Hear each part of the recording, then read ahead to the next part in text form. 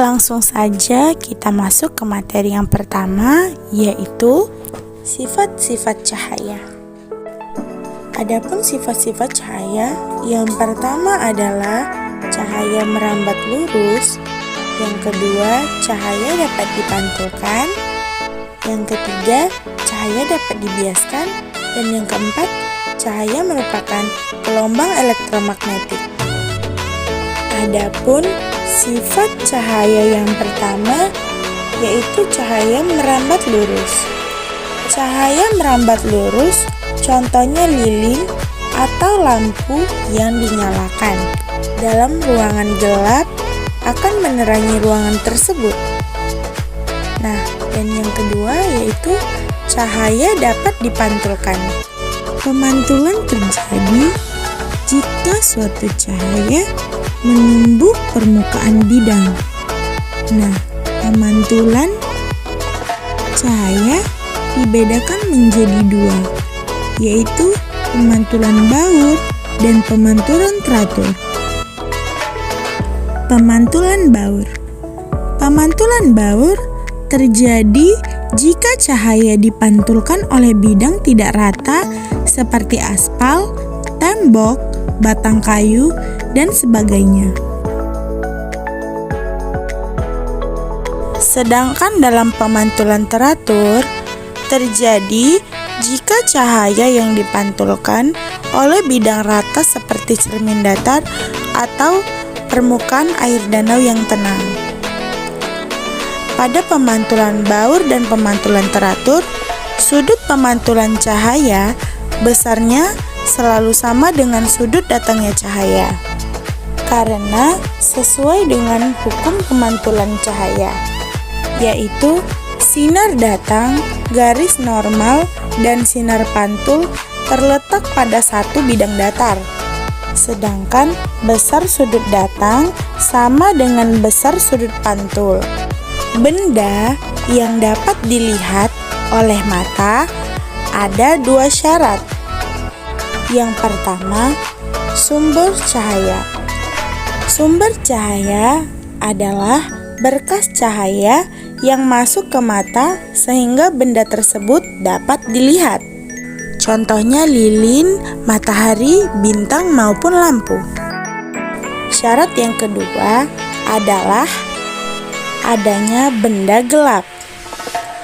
Nah, benda gelap akan terlihat oleh mata jika bekas cahaya yang dipantulkan oleh benda tersebut akan terlihat oleh mata. Benda gelap ada 3 macam. Yang pertama, benda bening. Benda yang dapat meneruskan hampir ke semua cahaya yang diterima. Contohnya, kaca bening. Yang kedua, benda tembus, yaitu benda gelap yang masih dapat meneruskan sebagian cahayanya yang diterima. Contohnya, kain dan kertas tipis. Yang ketiga adalah benda tak tembus, atau benda yang sama sekali tidak meneruskan cahaya yang diterimanya. Contohnya triplek, karton, dan kayu.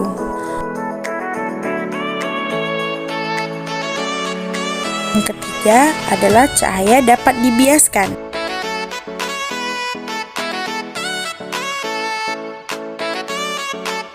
Pembiasan terjadi jika cahaya melalui dua medium yang kerapatan optiknya berbeda. Semakin besar kecepatan cahaya melalui dua medium, semakin besar pula efek pembiasannya. Namun, pembiasan tidak terjadi saat cahaya masuk dengan posisi tegak lurus di bidang batas kedua medium.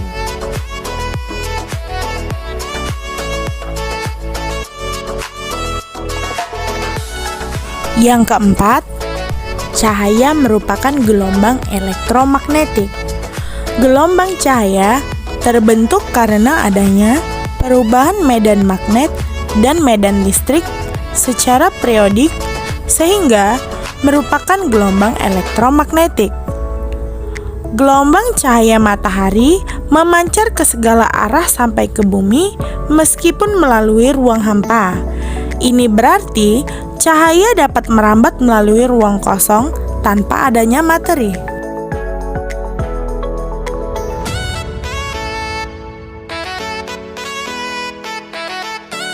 Yang kedua, pembentukan bayangan pada cermin. Yang pertama, pembentukan bayangan terjadi pada cermin datar. Yang kedua, pantulan pada cermin cekung. Dan yang ketiga, pantulan pada cermin cembung. Yang pertama, pembentukan bayangan pada cermin datar. Pada saat kamu bercermin, kamu dapat melihat bayanganmu sendiri dan bayangan benda lainnya. Cermin bersifat mencerminkan cahaya secara teratur karena permukaannya bersifat rata dan bening.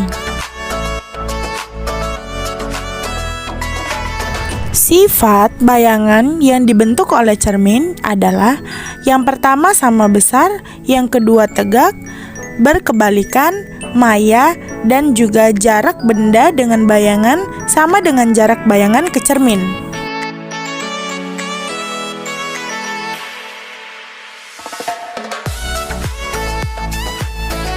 Dua, yaitu pantulan pada cermin cekung.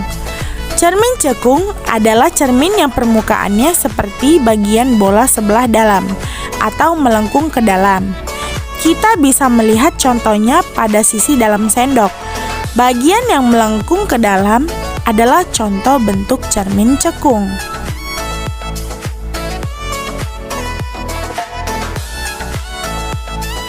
Sifat dari cermin cekung adalah mengumpulkan cahaya atau konvergen. Pada cermin cekung terdapat 3 sinar istimewa. Yang pertama, sinar datang sejajar menuju sumbu utama dan kemudian dipantulkan melalui titik fokus.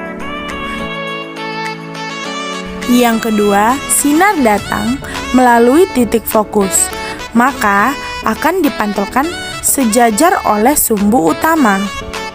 Yang ketiga, sinar datang melalui pusat kelengkungan yang akan dipantulkan kembali melalui titik pusat kelengkungan cermin.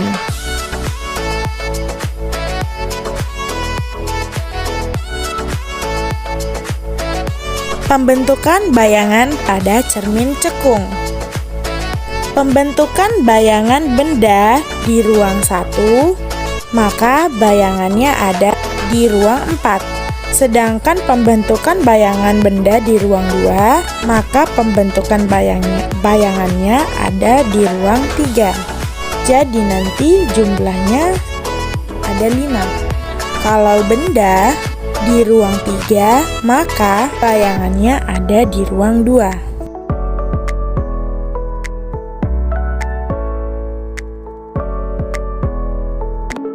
Rumus pada cermin cekung. 1/F atau 1 per titik fokus sama dengan 1/S atau 1 per jarak benda ditambah 1/S aksen atau sama dengan 1 per jarak bayangan. Perbesaran bayangan adalah tinggi bayangan dibagi tinggi benda atau jarak bayangan dibagi dengan jarak benda. 3. Pantulan pada cermin cembung. Cermin cembung adalah cermin yang memiliki permukaan melengkung keluar. Cermin ini memantulkan bayangan keluar dan memiliki sifat divergen. Berkas cahaya yang datang ke permukaan cermin cembung akan dipantulkan kembali dari satu titik, kemudian menyebar ke titik lainnya. Sinar istimewa cermin cembung. Yang pertama, sinar datang yang sejajar. Sumbu utama akan dipantulkan seolah-olah dari titik fokus atau F. Yang kedua, sinar datang yang menuju titik fokus akan dipantulkan sejajar dengan sumbu utama. Dan yang ketiga, sinar datang yang menuju pusat kelengkungan cermin seolah-olah berasal dari titik pusat kelengkungan tersebut.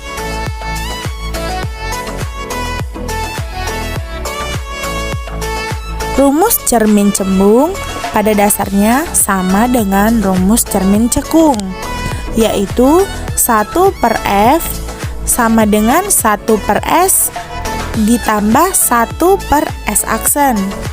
Sedangkan M sama dengan S aksen per S sama dengan H aksen per H.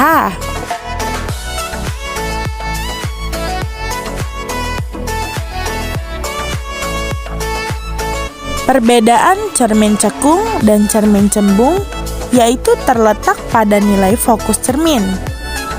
Fokus cermin cekung bernilai positif, sedangkan fokus cermin cembung bernilai negatif. Pembiasan pada lensa. Lensa adalah alat optik yang dapat mentransmisikan dan membiaskan cahaya baik secara konvergen maupun divergen. Yang pertama, lensa cembung. Manfaat dan penggunaan lensa cembung yaitu sebagai lup atau kaca pembesar. Dan yang kedua digunakan pada teropong. Yang ketiga digunakan pada mikroskop. Yang keempat membantu penderita rabun dekat. Dan yang terakhir, bisa digunakan untuk membuat api dengan memanfaatkan sinar matahari. Sedangkan manfaat dan penggunaan pada lensa cekung yaitu dapat digunakan untuk kacamata penderita rabun jauh. Yang kedua, lensa pembalik pada teropong. Yang ketiga, lensa okuler pada teropong panggung. Yang keempat, bisa dirangkap dengan lensa cembung untuk mengurangi efek abrasi.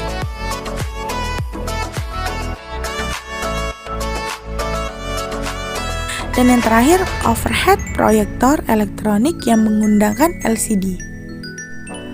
Persamaan pada lensa. Persamaan pada lensa pada dasarnya sama dengan persamaan pada cermin, yaitu 1/F sama dengan 1/S ditambah 1/S aksen. Sedangkan perbesaran bayangan M sama dengan S aksen per S dan M sama dengan H aksen per H. Kekuatan lensa. Kekuatan lensa tergantung pada jarak fokus lensa tersebut. Kekuatan lensa adalah kemampuan sebuah lensa untuk mengumpulkan atau menyebarkan cahaya, dan satuannya adalah dioptri. Dioptri merupakan satuan untuk kekuatan lensa. Secara sistematis, kekuatan lensa dapat dirumuskan sebagai berikut. P sama dengan 1/F. Baiklah, kita tutup pembelajaran hari ini dan terima kasih. Dah.